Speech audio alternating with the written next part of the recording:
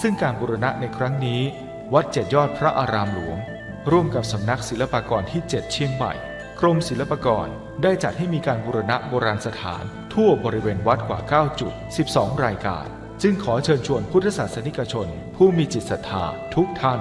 มาร่วมบุญใหญ่ครั้งประวัติศาสตร์ซึ่งโอกาสบุญในครั้งนี้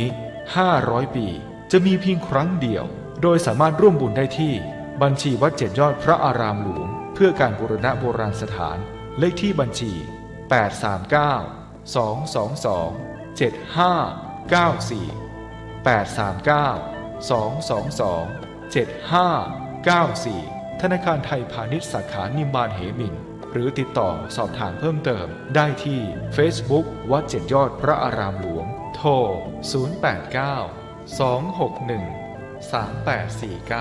089-261-3849 และ 0878630155นมัสการเจ้าค่ะวิกฤตโควิด -19 จะมีหลักธรรมใดช่วยได้บ้างไหมเจ้าคะเจริญพรสมัยพุทธกาลเกิดเหตุโรคระบาดในเมืองไวสาลีพระพุทธเจ้าให้คณะสงฆ์สวดพระพุทธมนต์เพื่อความเป็นสิริมงคลของบ้านเมืองและให้ประชาชนมีสติเกิดปัญญารอดพ้นจากภัยพิบัติได้สถานการณ์นี้ทุกคนตระหนักแต่อย่าตื่นตระหนกคนไทยต้องมีสติเพื่อฝ่าวิกฤตโควิด -19 ไปด้วยกันท่านกำลังติดตามรับฟังสถานีวิทยุกระจายเสียงพระพุทธศาสนาแห่งชาติและสังคมคลื่นเพื่อการศึกษาพระพุทธศาสนาและวัฒนธรรมระบบ FM 104.5 เมกะเฮิรตซ์รายการต่อไปเป็นรายการคดีโลกคดีธรรม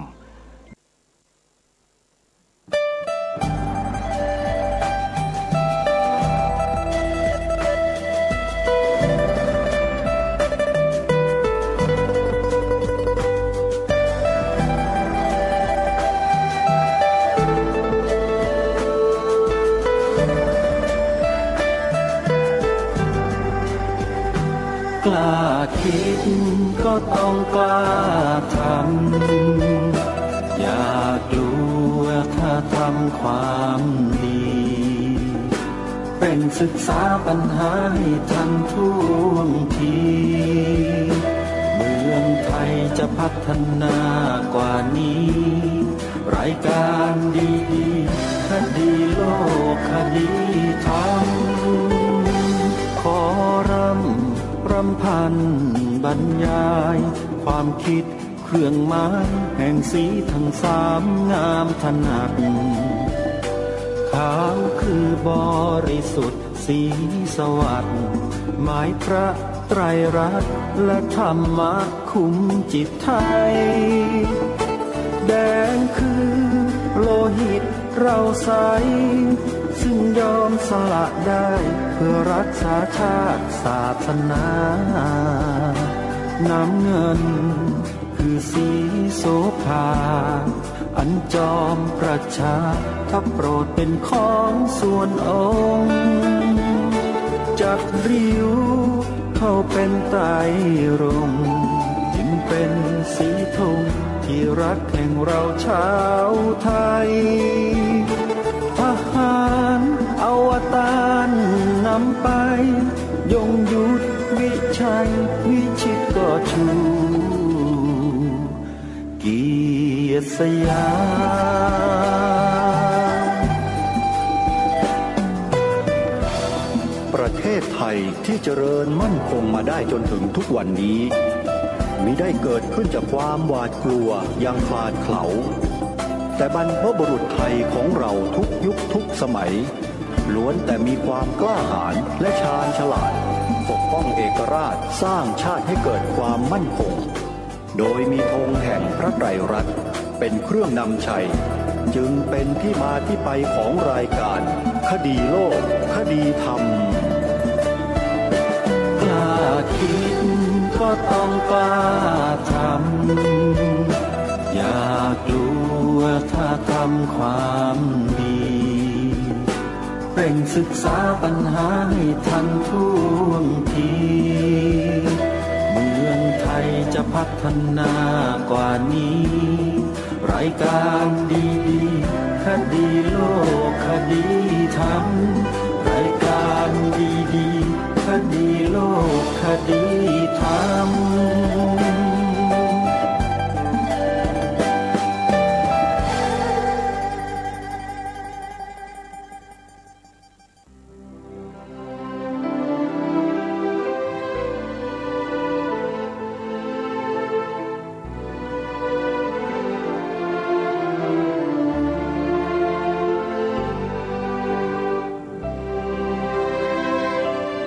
ขอกราบถวายความนอบน้อมแด่พระรัตนตรัย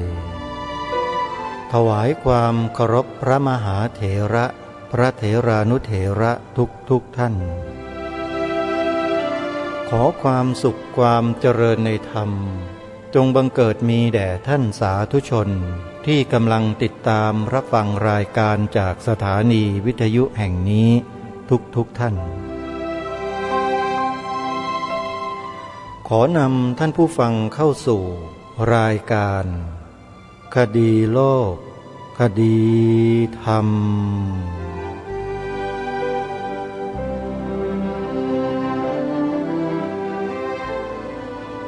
พบกันวันนี้วันแรม10 ค่ำเดือน 8วันนี้ตรงกับวันอาทิตย์ที่4กรกฎาคมพระพุทธศักราช 2564 รายการคดีโลกคดีธรรมมาพบกับท่านผู้ฟังเป็นปกติทุกวันจันทร์ถึงวันศุกร์และวันเสาร์อาทิตย์ทางสถานีวิทยุแห่งนี้ท่านผู้ฟังสามารถดาวน์โหลดแอปพลิเคชันสมาพันธ์สื่อวิทยุพระพุทธศาสนาอาเซียนไว้ในโทรศัพท์มือถือของท่านเพื่อติดตามรับฟังรายการคดีโลกคดีธรรมได้เป็นประจำทุกวันรายการนี้ออกอากาศทางสถานีวิทยุพระพุทธศาสนาแห่งชาติคลื่นต่างๆหลายจังหวัดเช่นวัดหนองกายอำเภอแม่แตงจังหวัดเชียงใหม่ FM 99.75 เมกะเฮิรตซ์วัดฝายหินอำเภอเมืองจังหวัดเชียงใหม่ FM 104.50 เมกะเฮิรตซ์วัดศรีอุดมวงศ์อำเภอวังสะพุงจังหวัดเลย FM 101.75 เมกะเฮิรตซ์วัดป่าจริยธรรมอำเภอนาด้วงจังหวัดเลย FM 96.50 เมกะเฮิรตซ์วัดอารามมงคลอำเภอยางตลาดจังหวัดกาฬสินธุ์ FM 89.0 เมกะเฮิรตซ์วัดบ้านปลาคูนอำเภอโพนทรายจังหวัด101 FM 104.50 เมกะเฮิรตซ์วัดป่าบ้านผืออำเภอรัตนบุรีจังหวัดสุรินทร์ FM 92.75 เมกะเฮิรตซ์วัดสามชุกอำเภอสามชุกจังหวัดสุพรรณบุรี FM 100.25 เมกะเฮิรตซ์วัดธรรมปัญญารามบางม่วงอำเภอสามพรานจังหวัดนครปฐม FM 101.25 เมกะเฮิรตซ์วัดเขาปรีดีอำเภอทุ่งสงจังหวัดนครศรีธรรมราช FM 106.50 เมกะเฮิรตซ์พร้อมด้วยเครือข่ายสถานีวิทยุพระพุทธศาสนาแห่งชาติ อีกหลายๆคลื่นที่กระจายออกอากาศกันทั่วราชอาณาจักรและหอกระจายข่าวของหมู่บ้านชุมชนตำบลจังหวัดที่นำรายการนี้เผยแพร่ออกให้กับท่านผู้ที่สนใจติดตามรับฟังกันเป็นประจำโดยเฉพาะมนุษย์รากหญ้ายอดพ่อค้าหัวใจทรนงที่มีนามว่าอารีเฮมรำเป็นพ่อค้าขายของเร่ตามตลาดนัดซึ่งเป็นสินค้าที่มีใช้อยู่ในทุกครัวเรือนค้าขายในราคาที่เป็นธรรมทุกอย่าง20 บาทเป็นการประกอบอาชีพโดยสุจริตปราศจากการฆ่าปราศจากการอาศัยชีวิตผู้อื่นทำมาหากินขายของที่เป็นวัสดุอุปกรณ์ต่างๆด้วยความบริสุทธิ์ด้วยความยุติธรรมนำรายการคดีโลกคดีธรรมเปิดออกหอกระจายเสียงของร้านค้าตามตลาดนัดต่างๆภายในจังหวัดสุรินทร์และจังหวัดบุรีรัมย์จนมีท่านผู้ฟังที่ผ่านไปผ่านมาติดตามรับฟังรายการคดีโลกคดีธรรมจนเป็นที่รู้จักจนเป็นที่เข้าใจในเนื้อหาที่ได้นำเสนอผ่านมาและสิ่งที่นำมาเปิดผ่านไปสดๆร้อนๆให้ทุกท่านทุกคนได้เกิดความรู้สึกสำนึกถึงศาสนาของชาติตัวเองว่าเป็นศาสนาที่โลกเขายกย่องเป็นศาสนาที่นักวิทยาศาสตร์ชั้นนำของโลกให้ความสนใจเป็นที่สุดบางคนถึงกับยอมละทิ้งศาสนาตนเองเนื่องจากว่ามันไม่มีอะไรที่จะตอบคำถามในใจของเขาได้เขาก็เลยหันมานับถือศาสนาพุทธกันเพิ่มขึ้นคนในระดับผู้นำทางวิชาการโดยเฉพาะในสายวิทยาศาสตร์แล้วก็เน้นลงไปโดยเฉพาะในสายฟิสิกส์ผู้ที่คิดค้นเรื่องควอนตัมเรื่องทฤษฎีสัมพัทธภาพทั้งหลายทั้งปวงเหล่านี้เขาเริ่มมองเห็นความจริงตามที่องค์สมเด็จพระสัมมาสัมพุทธเจ้าตรัสรู้เห็นนี่ไม่ใช่พูดเล่นลิ้นนะท่านเป็นเรื่องจริงพวกเราเนี่ยนับถือศาสนากันน่ะก็นับถือตามๆกันมาแต่เราไม่เคยศึกษาเจาะลึกลงไปถึงข้อมูลความเป็นจริงที่มีอยู่จริงเราเข้าไม่ถึงกันเลยการจะเข้าถึงความจริงตามที่องค์สมเด็จพระสัมมาสัมพุทธเจ้าตรัสสอนพวกเราได้นั้นมีวิธีเดียวคือต้องเจริญสมาธิภาวนาต้องมาปลีกตัวหลีกเร้นอยู่ในที่อันสงัดแล้วให้กำหนดรู้ดูอาการเป็นไปของรูปนามขันธ์ห้าคือสังขารร่างกายของเรานี่แหละเพราะทุกสรรพสิ่งที่มีอยู่ในจักรวาลมันรวมอยู่ที่นี่หมดเลยรู้จักที่นี่ที่เดียวคือที่ร่างกายสังขารเราเนี่ยรู้จักให้จริงรู้จักให้ถูกต้องนะเราหายสงสัยในสรรพสิ่งทั้งปวงหมดเลยเพราะในสรรพสิ่งทั้งหลายทั้งปวงทั่วสกลจักรวาลทั้งหมดทั้งสิ้นเหมือนกันทำไมถึงบอกว่าเหมือนกันอย่างไรเหมือนกันอย่างที่องค์สมเด็จพระสัมมาสัมพุทธเจ้าตรัสรู้ความจริงนั่นแหละคืออะไร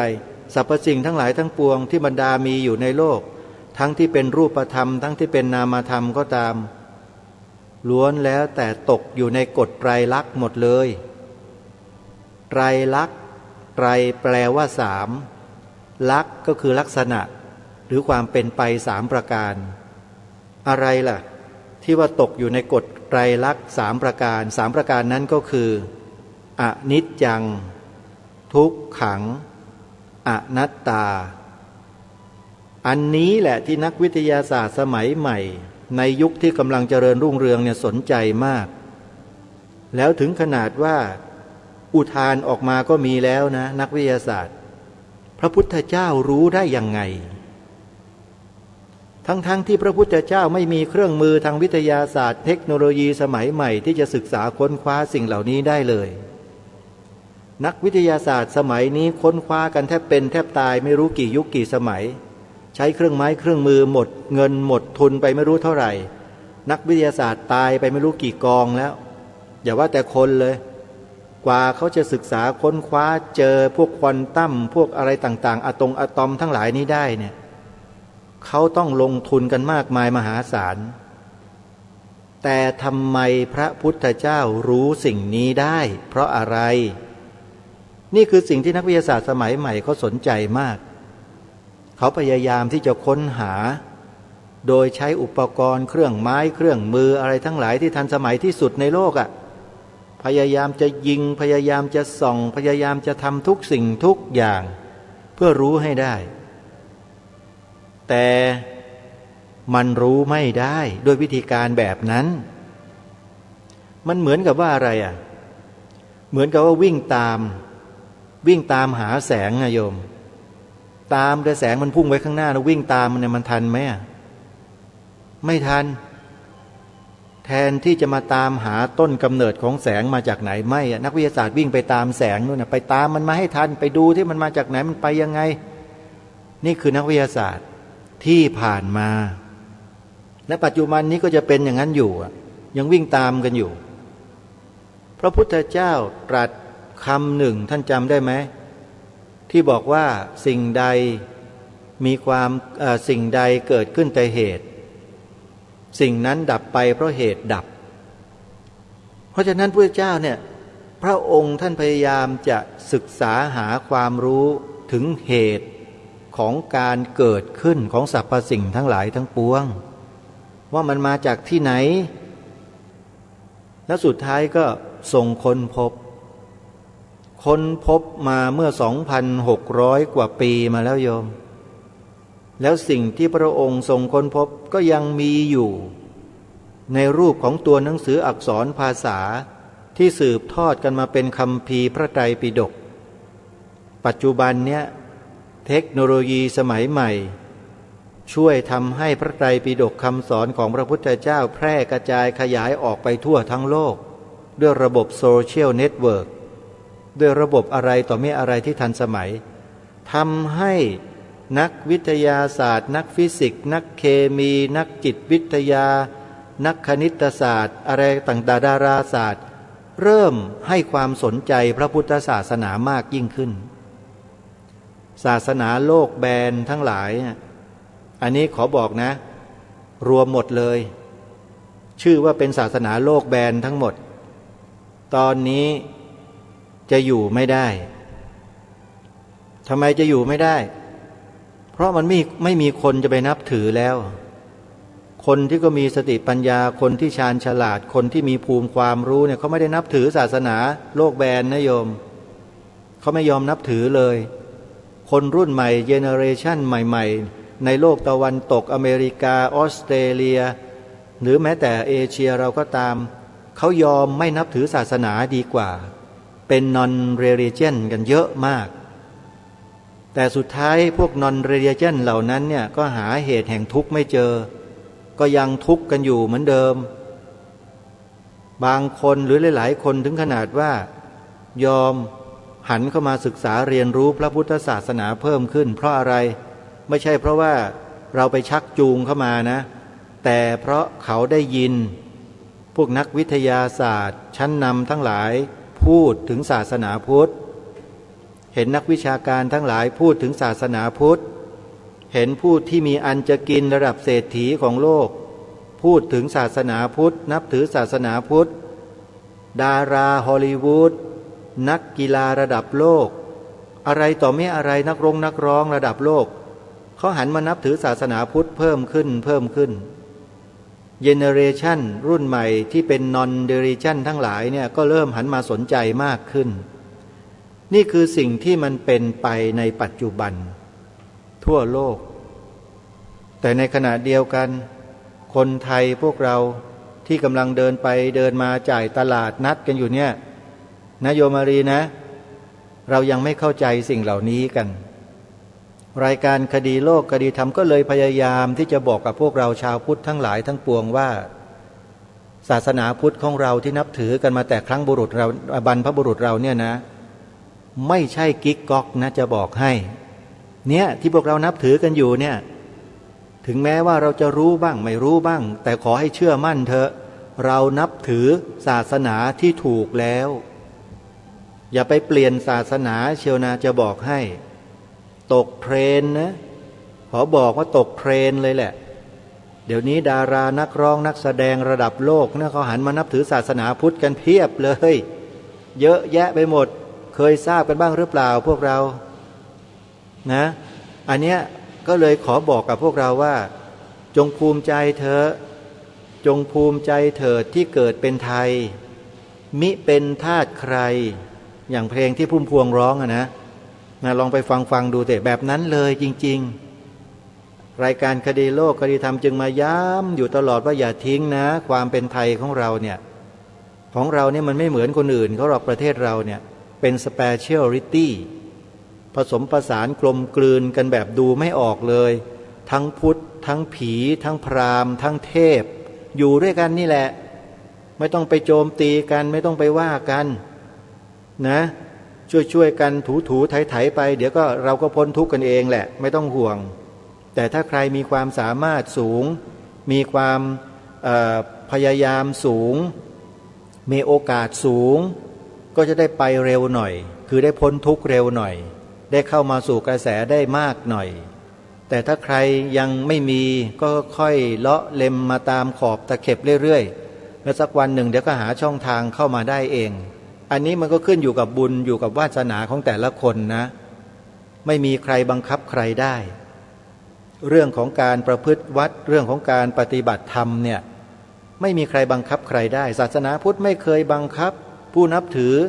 มีไหมเนี่ยพวกเราที่เดินซื้อข้าวซื้อของกันอยู่ที่ตลาดนัดสุรินทร์บุรีรัมย์เนี่ยมีพระรูปไหนมาบีบบังคับเราด้วยอาวุธด้วยกฎหมายด้วยอะไรไหมบอกว่าแกจะต้องทำอย่างนี้นะนับถือศาสนาแล้วต้องแบบนี้ต้องแบบนั้นต้องแบบนี้มีไหมแต่ศาสนาโลกแบนศาสนาพระเจ้าศาสนาด็อกม่าทั้งหลายเนี่ยเขาใช้อาวุธจี้เลยมึงต้องทำอย่างนี้นะถ้าไม่ทำตามนี้นะตายนะเราจะเอาศาสนาแบบนั้นเหรอคนในโลกเขาทิ้งกันแล้วโยมเขาไม่นับถือกันหรอกมันไม่มีประโยชน์สาระไม่มีเลยมีแต่ให้เชื่อตามอย่างเดียวด้วยเหตุนี้อัลเบิร์ตไอน์สไตน์เขาจึงเฉยๆกับศาสนาต่างๆที่บรรดามีอยู่ในโลกที่เขารู้จักแต่เขาให้ความสนใจกับศาสนาพุทธยิ่งกว่าศาสนาใดๆในโลกเสียดายว่าไอน์สไตน์นั้นน่าจะมีชีวิตอยู่ถึงวันนี้นะไอน์สไตน์จะต้องรู้อะไรมากกว่านี้เยอะเลยโดยเฉพาะทฤษฎีที่เกี่ยวกับ Unified Field Theory ที่ไอน์สไตน์กำลังที่จะศึกษาค้นคว้าหาข้อมูลปรากฏว่าไอน์สไตน์ก็ยังไม่ทันได้ศึกษาค้นคว้าได้ถึงจุดเลยก็เสียชีวิตซะก่อนเสียดายเหลือเกินแต่ไม่เป็นไร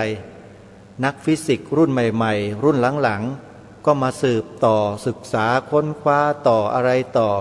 จนกระทั่งเริ่มค้นพบมิติที่5แม่พูดถึงมิติที่5เนี่ยเดี๋ยวจะมีเทปผู้ที่เขาเป็นนักฟิสิกส์ที่เขาพูดบรรยายเกี่ยวกับเรื่องนี้เอาไว้แล้วก็เทียบเคียงหรืออธิบายพระพุทธศาสนาเอาไว้อย่างน่าลงตัวน่าเหมาะเจาะน่าสนใจมากเดี๋ยวจะนำมาเปิดให้ฟังในโอกาสต่อๆไปนะฮะเพราะฉะนั้นในช่วงนี้เบื้องต้นรายการเนี่ยนะ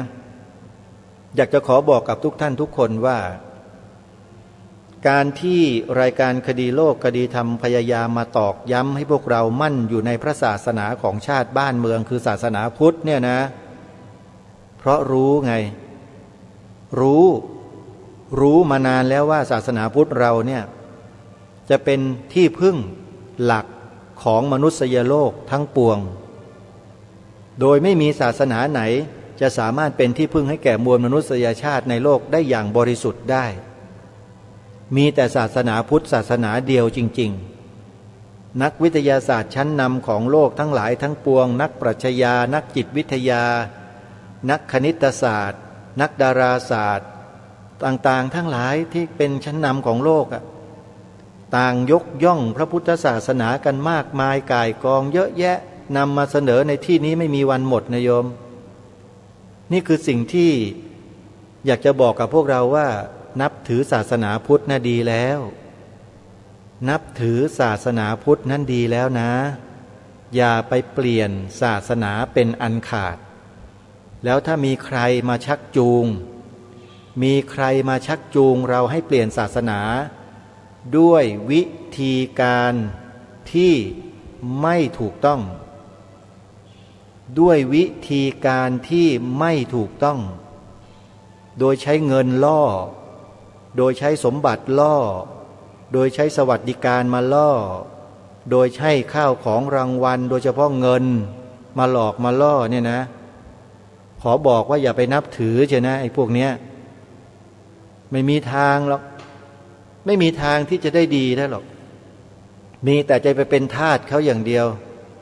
ขอบอกเลยไอ้ศาสนาไหนก็ตามแต่ที่เอาเงินมาซื้อคนไปนับถือเนี่ยไม่ได้ดิบได้ดีหรอกฮะมีแต่คนเขาจะละทิ้งกันหมดไม่มีเหลือหรอกเพราะฉะนั้นขอให้เรามั่นคงอยู่ในพระพุทธศาสนาของเรานี่แหละจะยากจะดีจะมีจะจนไม่เกี่ยวทุกสิ่งทุกอย่างไม่ได้ขึ้นอยู่กับวัตถุภายนอกมันขึ้นอยู่กับจิตใจของเราที่เราสามารถรักษาจิตของเราให้มั่นคงได้มีสติมีสมาธิมีปัญญาศึกษาค้นคว้าไอ้ตัวอัตตาเนี่ยที่เรายึดถืออยู่เนี่ยให้มันเห็นให้แจ้งให้เห็นแจ้งไอ้อัตตาตัวนี้ให้ได้นะเมื่อเห็นแจ้งแล้วเนี่ยนะเมื่อเห็นแจ้งแล้วเนี่ยเราจะเข้าใจเองว่าชีวิตเนี่ยมันคืออะไรนะชีวิตเนี่ยมันคืออะไรเมื่อรู้ว่าชีวิตนี้มันคืออะไรแล้วเนี่ยเราก็จะใช้ชีวิตนี้ได้อย่างถูกต้องกับสถานะที่เราเป็นนะเราเป็นอะไรนับถืออะไรอย่างไรควรจะทำอะไรพูดอะไรให้เกิดความเหมาะสมถูกต้องในระดับที่เรียกว่าให้ผู้คนในโลกใบนี้รับสิ่งที่เรากล่าวเราพูดเรากระทำนี้แล้วเกิดประโยชน์เหมือนอย่างที่เราเป็นเรามีเราก็ทำสิ่งนั้นให้ต่อเนื่องนะฮะนั่นแหละคือสิ่งที่เราควรที่จะร่วมกันจัดร่วมกันทำร่วมกันเผยแพร่เพื่อให้พระพุทธศาสนาในฐานะที่เป็นหลักชัยของมนุษยชาติในโลกนี้ได้เผยแพร่ไปสู่มวลมนุษยชาติทั่วโลกสืบต่อไปอีกนานแสนนานนะโยมนะเมื่อสักครู่นี้อาตมาภาพพูดถึงบุคคลสำคัญในโลกที่เขาให้ความสนใจพระพุทธศาสนาแล้วก็ได้กล่าวยกย่องศาสนาพุทธเอาไว้มากมายในอดีตที่ผ่านมาแล้วทำให้คนในยุคปัจจุบันเมื่อทราบแนวคิดทราบถึง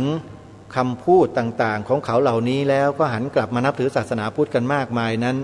ก็จะนำมาอ่านให้กับพวกเราได้ทราบเป็นบางท่านบางคนนะฮะลองดูนะอาตมาภาพจะหยิบยกขึ้นมาอย่างกวีมหากวีพุทธชาวทมิฬท่านหนึ่งที่มีชื่อเสียงมากในศรีลังกาคือท่านศรีตะไลสัตนาชื่อนี้นักปรัชญาทั้งหลายในประเทศไทยน่าจะรู้จักดีนะเขาเป็นนักปรัชญาที่มีชื่อเสียงมากท่านพูดไว้อย่างนี้ว่าพระองค์เป็นผู้ทรงพระปัญญาคุณพระบริสุทธิคุณพระกรุณาคุณเป็นปฐมาจารย์ก่อนใครในการบำเพ็ญเพียรเผากิเลสข้าแต่ภักขวันพระองค์ได้ทำลายความชั่วบาปและขจัดความโกรธแล้วพระองค์ทรงเป็นพระสัพพัญญูข้าแต่ภักขวันพระองค์ทรงชนะมารหมู่มารพระองค์เสวยวิมุตติสุขและทรงตำหนิปฏิปทาแบบชาวบ้านและหนทางที่ผิดพลาดทั้งหลายข้าแต่ภักขวันพระองค์ผู้มีพระบาท ประดับด้วยจักรมีซี่ตั้งพันข้าพระองค์หาได้มีลิ้นเป็นพันไม่ฉะไหนเลยจะกล่าวสรรเสริญพระคุณของพระองค์ได้หมดสิ้นศรีตะไลสัตนาซึ่งเป็นมหากวีพุทธชาวทมิฬนะฮะได้กล่าวบูชาองค์สมเด็จพระสัมมาสัมพุทธเจ้าด้วยหัวใจของท่านนี่เป็นท่านหนึ่งนะที่มีชื่อเสียงระดับโลกซึ่งเป็นที่รู้จักของคนเป็นจำนวนมากอยู่ทีนี้อีกผู้หนึ่งนะฮะอีกผู้หนึ่งท่านเป็นนักน่าจะเป็นนักประวัติศาสตร์ของโลกคนหนึ่งที่มีความเกี่ยวข้องกับประเทศอินเดียในครั้งสมัยที่อินเดียถูกปกครองโดยประเทศอังกฤษท่านนี้ก็เข้าไปอยู่ที่ประเทศอินเดียแล้วก็ไปสืบค้นโบราณสถานต่างๆของอินเดียจนกระทั่งไปรู้ไปเห็นอะไรหลายๆอย่างเกี่ยวกับพระพุทธศาสนาแล้วท่านก็หันมาศึกษาเรียนรู้พระพุทธศาสนาอย่างจริงจังจนกระทั่งมีคำกล่าวของท่านออกมาเผยแพร่ทั่วทั้งโลกว่าพระบรมศาสดาผู้รื้อขนสรรพสัตว์ออกจากทุกข์เจ้าฟ้าชายสิทธารถะเยื้องย่างสง่างามบนพื้นดินทั้งในโลกนี้เทวโลกและนิรยภูมิทั้งหลายพระบรมศาสดาของพวกเราหาผู้ใดเสมอเหมือนมิได้พระองค์เป็นผู้ได้รับเกียรติจากมหาชนทรงเป็นผู้มีความปรารถนาดีที่สุดองค์อาจที่สุดและเมตตาที่สุดทรงเป็นบรมครูผู้สอนธรรมะและพระนิพพานนี่คือคำของท่านเซอร์เอ็ดวินอาร์โนลด์เป็นบทความที่ท่านเขียนไว้ในหนังสือที่มีชื่อว่าประทีปแห่งเอเชียใครสนใจไปหาอ่านได้นะโยมนะประทีปแห่งเอเชียเซิร์ชหาใน Google ในอินเทอร์เน็ตก็ได้แล้วท่านไปอ่านบทความของท่านผู้นี้ดูแล้วจะทราบซึ้งกับพระบรมศาสดาสัมมาสัมพุทธเจ้ามากมายทีเดียวนะฮะหนังสือที่มีชื่อว่าประทีปแห่งเอเชียทีนี้มาดูอีกท่านหนึ่งแหมไม่มีใครไม่รู้จักท่านนี้แน่นอนเป็นผู้ที่มีอิทธิพลต่อผู้คนในประเทศอินเดียมายาวนานมากแล้วก็เป็นที่ยอมรับอย่างสม่ำเสมอไม่มีวันตกเลยก็คือท่านมหาตมะคานธีท่านมหาตมะคานธีเนี่ยเป็นผู้นับถือศาสนาพราหมณ์นะโยมหรือฮินดูไม่ใช่พุทธนะแต่มีอิทธิพลทางความคิดแก่ประชาชนชาวอินเดียทั้งประเทศสามารถกอบกู้เอกราชคืนให้แก่อินเดียได้นะคนคนนี้ดูซิว่าพูดถึงพระพุทธศาสนาไว้อย่างไรท่านบอกไว้อย่างนี้ว่าเพราะข้าที่พวกเราได้นำเอาหลักคำสอนของพระองค์มาใช้ในชีวิตจริงพวกเราจึงควรถวายการอภิวาทสดุดีแต่พระองค์ว่าข้าแต่พระผู้มีพระภาคเจ้าพระบรมครูของมวลมนุษยชาติตลอดเวลาที่โลกนี้ยังดำรงอยู่ข้าพระเจ้ามั่นใจอย่างไม่หลงเหลือความเคลือบแคลงเลยแม้แต่น้อยว่าพระองค์จะทรงดำรงฐานะปรามาจารย์ผู้ยิ่งใหญ่ที่สุดของมวลมนุษยชาตินี่คือคำพูดของมหาตมะคานธีผู้นับถือศาสนาฮินดูซึ่งเป็นชนส่วนใหญ่ของประเทศอินเดียแต่ในหัวจิตหัวใจของท่านมีพระพุทธเจ้าอยู่ล้นเปี่ยมในหัวใจเลยเห็นไหมตรงนี้น่าคิดนะน่าคิดให้พวกเราฉุกคิดนะว่าทำไมคนเหล่านี้เขาถึงพูดถึงพระพุทธเจ้าอย่างมุ่งมั่นขนาดนี้นะฮะมาดูอีกท่านหนึ่งนะฮะอีกท่านหนึ่งเป็นชาวศรีลังกาท่านรพิน ทรนาถถากูลอันนี้ท่านเป็นผู้ที่มีความรอบรู้ในเรื่องพระพุทธศาสนาแล้วก็เกี่ยวข้องกับบูรณิธิมหาโพธิ์ของศรีลังกาท่านเขียนบทความไว้ในวารสารมหาโพธิ์ฉบับเดือนพฤศจิกายนถึงสิงหาคมพระพุทธศักราช 2504 นู่นนะตั้งแต่ปี 2504 เลยเขามีความตอนหนึ่งนะมีข้อความตอนหนึ่งเขียนถึงพระพุทธเจ้าว่าอย่างไรลองมาฟังดูนะในวันเพ็ญพระจันทร์เสวยวิสาขฤกษ์นี้ข้าพเจ้าได้มาร่วมเฉลิมฉลองวันคล้ายวันประสูติของพระสัมมาสัมพุทธเจ้าได้ถวายอภิวาทด้วยเสียงกล้าวแต่พระองค์ผู้ที่ข้าพเจ้ายอมรับนับถือด้วยใจจริงในฐานะมหาบุรุษซึ่งยากนักหนาจะอุบัติขึ้นในโลกนี้ในนานาประเทศที่ไกลโพ้นชนทั้งหลายต่างยินดีปรีดาว่าร่วมฉลองการเสด็จมาของพระองค์พวกเขาประกาศยืนยันว่าเพิ่งได้เคยพบเคยเห็นอุดมบุรุษผู้รุ่งเรืองสว่างไสวดังดวงอาทิตย์ซึ่งอุทัยขึ้นมาขับม่านเมฆแห่งความมืดมนให้วินาศการไปฉะนั้นยกย่องพระพุทธเจ้าอุปมาเหมือนกับดวงอาทิตย์ที่อุทัยขจัดความมืดมนอนทการทั้งหลายทั้งปวงเกลี้ยงไม่มีเหลือเลย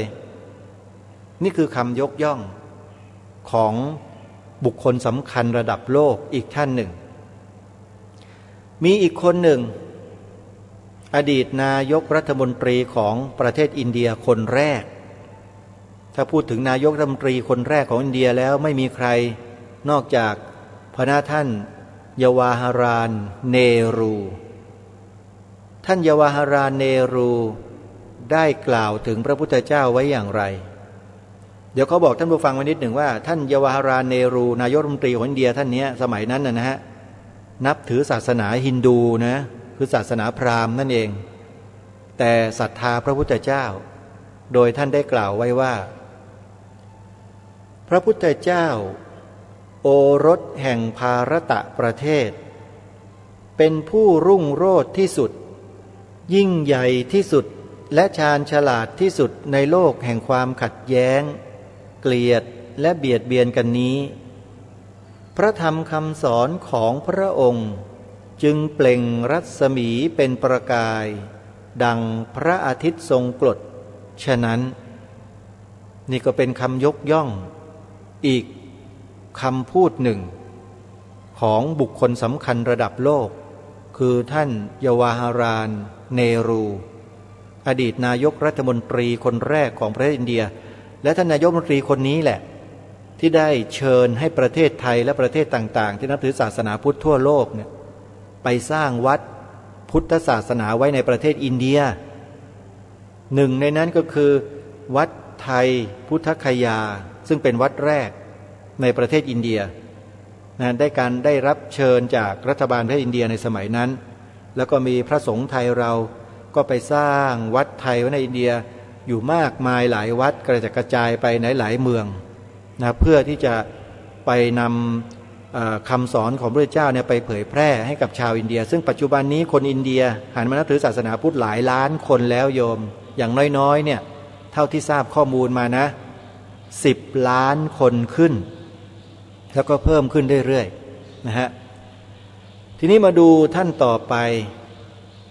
ท่านนี้ถือว่าเป็นบุคคลที่มีคุณูปการต่อชาวพุทธที่ไปแสวงบุญที่ประเทศอินเดียอย่างมากเพราะท่านเป็นบุคคลที่ยอมเสียสละชีวิตตนเองเพื่อกอบกู้พระพุทธศาสนาคืนมาสู่ประเทศอินเดียในยุคนั้น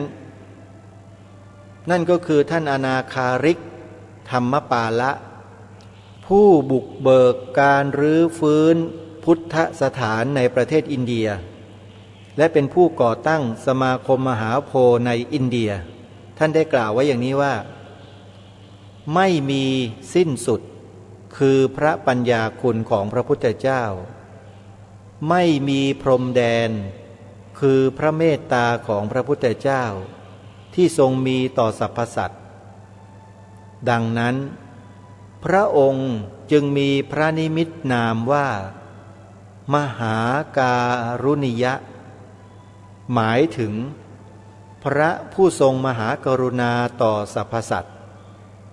พระปัญญาญาณและพระเมตตาของพระพุทธเจ้านั้นยากนักที่สติปัญญาสามัญของมนุษย์จะเข้าใจได้ยกย่องพระพุทธเจ้าถึงที่สุดเลยเห็นไหม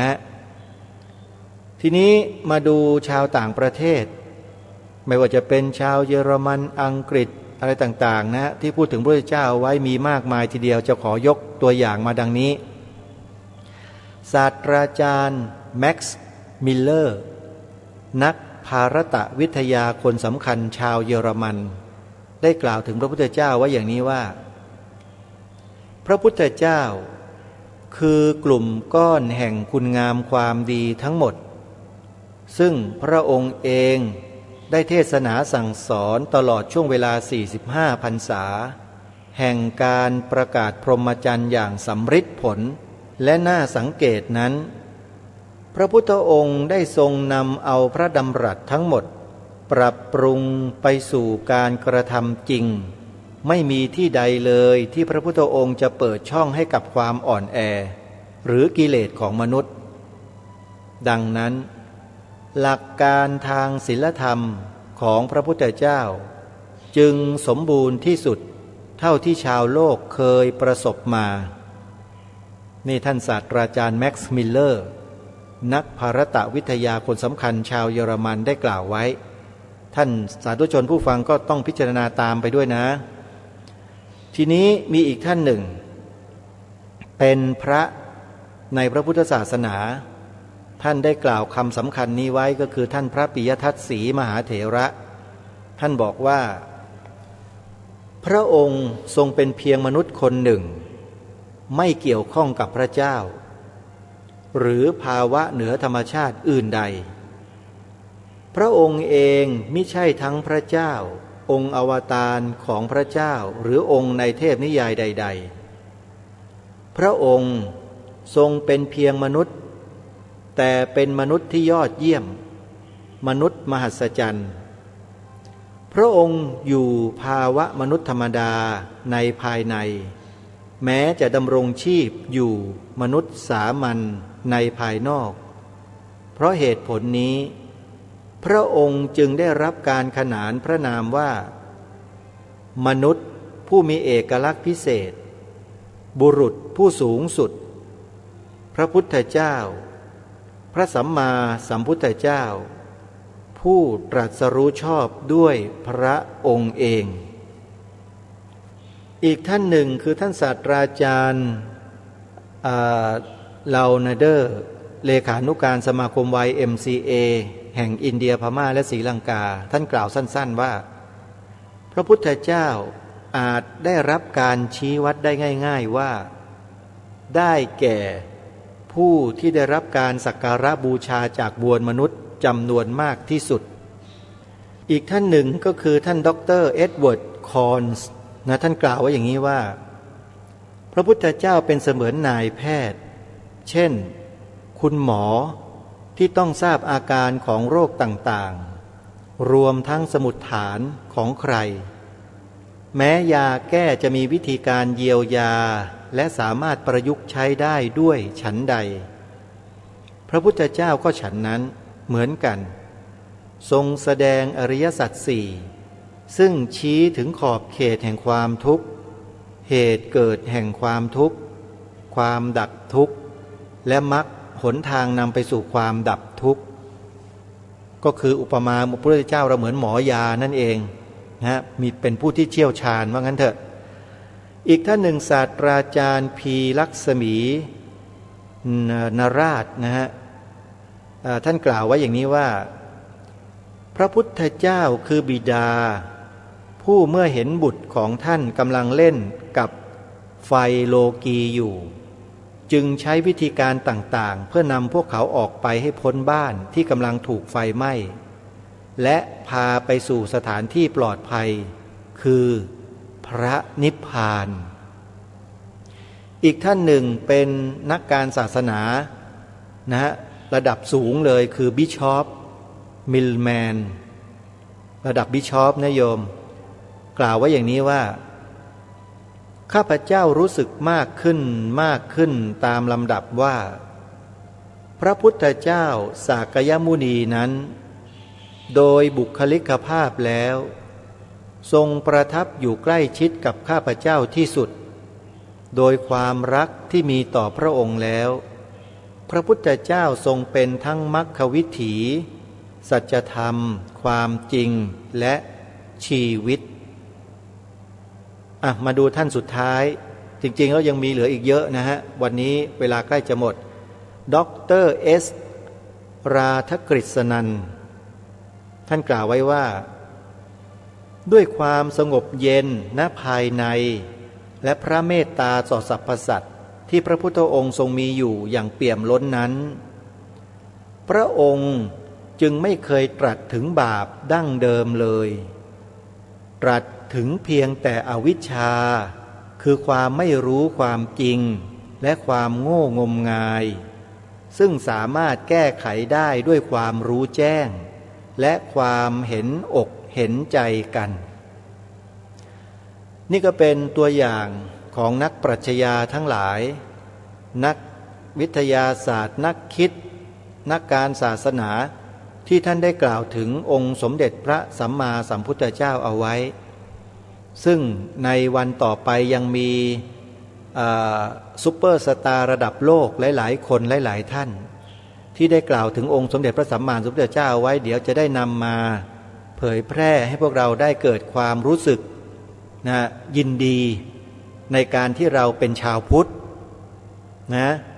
เพื่อต้องการให้เราเนี่ยเกิดความมั่นอกมั่นใจว่าเรานับถือศาสนาพุทธนั้นเป็นศาสนาที่ถูกแล้วถูกต้องแล้วไม่มียืนยันว่าไม่มีศาสนาใดๆในโลกที่จะเทียบเท่าและเสมอเหมือนกับพระพุทธศาสนาได้ท่านสาธุชนทั้งหลายเพราะฉะนั้นอย่ารีรออย่ารอช้าให้พวกเราเนี่ยมันศึกษาเรียนรู้วิชาพระพุทธศาสนาให้เพิ่มมากยิ่งขึ้นจะเป็นประโยชน์อย่างยิ่งทีเดียวนะวันนี้รายการคดีโลกคดีธรรมก็ดำเนินรายการมาจนถึงช่วงสุดท้ายของรายการแล้วท่านสาธุชนทั้งหลายในช่วงท้ายรายการวันนี้ต้องขอฝากท่านสาธุชนสักนิดหนึ่งว่ามีญาติโยมหลายคนถามอาตมาภาพว่าท่านไม่จัดกิจกรรมบ้างหรือรายการคดีโลกคดีธรรมเนี่ยแล้วท่านอยู่ได้ยังไงท่านใช้จ่ายเอาอะไรที่ไหนใช้จ่ายล่ะอาตมาภาพก็เลยบอกโยมอาตมาภาพทำรายการเนี่ยไม่ได้มุ่งหวังที่จะมาทำแบบนั้นนะโยมนะเพียงแค่ต้องการให้ความรู้ให้ความเชื่อมั่นต่อพวกเราชาวพุทธให้เกิดความรู้สึกว่าเรานั้นมีเกียรติและมีศักดิ์ศรีอย่าไปยอมตามใครอย่าไปยอมสยบให้กับใครอย่าไปแบมือขอใครอย่าไปรับเงินรับของใครแล้วมาทำลายความเชื่อมั่นของตัวเองอาตมาภาพไม่ต้องการให้โยมเป็นกันแบบนั้นเป้าหมายอาตมามีเท่านี้จริงๆแต่เอาละคุณโยมขอร้องมาบอกว่าให้ช่วยบอกญาติโยมหน่อยนะหลายๆท่านเขาอยากจะทำบุญอยากจะสนับสนุนรายการคดีโลกคดีธรรมบ้างรายการนี้ก็ไม่เคยบอกสักทีรายการอื่นเขาบอกกันทุกวันเลยโยมวันนี้ก็จะบอกสักหน่อยแล้วกันใครจะสนับสนุนรายการคดีโลกคดีธรรมนะโยมนะเพราะว่ารายการคดีโลกคดีธรรมเนี่ยก็มีตัวตนเป็นคนเหมือนกันโยมจะต้องอาศัยใช้ปัจจัยสี่ไหนจะต้องเลี้ยงดูหลวงลุงอาพาธตาบอดไหนจะต้องเลี้ยงดูโยมแม่ของตัวเองที่ชราภาพลงทุกวันแล้วก็มีโรคประจำตัว ไหนจะต้องดูแลเรื่องค่าน้ำค่าไฟค่าใช้จ่ายต่างๆจิปาถะมากมายนะเท่ากับกำลังที่จะดูแลนี่แหละใครจะร่วมสนับสนุนรายการนี้นะโยมนะให้โยมโอนปัจจัยเข้ามาทำบุญได้เลยตามกำลังศรัทธาอาตมาจะไม่ตั้งกองบุญอะไรทั้งนั้นแหละถ้าโยมเห็นว่าอาตมาภาพผู้ดำเนินรายการคดีโลกคดีธรรมเนี่ยยังมีประโยชน์ต่อสังคมประเทศชาติบ้านเมืองนี้อยู่พร้อมที่จะสนับสนุนให้อาตมาภาพทำหน้าที่ก็ขอเชิญโยมร่วมสนับสนุนได้นะโยมนะโอนปัจจัยทำบุญเข้ามาได้เลยที่ธนาคารไทยพาณิชย์ธนาคารไทยพาณิชย์นะโยมนะเลขบัญชี114-214-9897โทรศัพท์094-662-6935วันนี้เวลาของรายการหมดลงแล้วอาตมาภาพต้องขอสมมุติยุติรายการไว้แต่เพียงเท่านี้ขอความสุขสวัสดีในธรรมแห่งองค์สมเด็จพระบรมศาสดาสัมมาสัมพุทธเจ้าจงปรากฏเกิดมีขึ้นในจิตใจของท่านผู้ฟังทุกท่านทุกคนเทอญขอเจริญพร